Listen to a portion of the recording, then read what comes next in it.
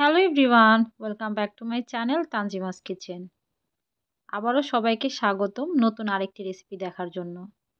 আজকে আমি করে দেখাবো মজাদার চান্দা বা ছোট রূপচান্দা মাছের কড়কড়া ভাজা। চলুন চলে যাই মূল রান্নায়। প্রথমে আমি পরিমাণ মতো সয়াবিন তেল ফ্রাই প্যানে দিয়ে তা গরম করে এতে দিয়ে দিব পরিমাণ মতো পেঁয়াজ কুচি ও মরিচ কুচি। তারপর কিছুক্ষণ তেলের মধ্যে ভেজে নিব। অন্যদিকে মাছগুলোকে ভালো করে ধুয়ে আমি পরিমাণ মতো হলুদ, মরিচ ও লবণ দিয়ে ভালো করে মাখিয়ে রেখেছিলাম। পেঁয়াজ এবং মরিচটা ভাজা হয়ে গেলে আমি দিয়ে দিব মাখিয়ে রাখা মাছগুলো।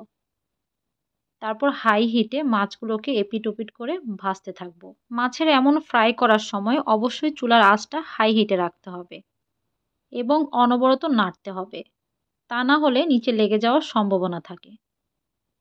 খুবই সিম্পল একটি রেসিপি, কিন্তু খেতে কিন্তু খুবই মজা। এভাবে করে অনবরত নেড়ে চেড়ে মাছগুলোকে আমি কড়কড়া করে ভেজে নিব। হয়ে গেল আমার মজাদার ছোট রূপচান্দা মাছের কড়কড়া ভাজা। গরম গরম ভাতের সাথে যদি হয় এমন ছোট রূপচান্দা মাছের কড়কড়া ভাজা, তাহলে আর কি লাগে বলুন।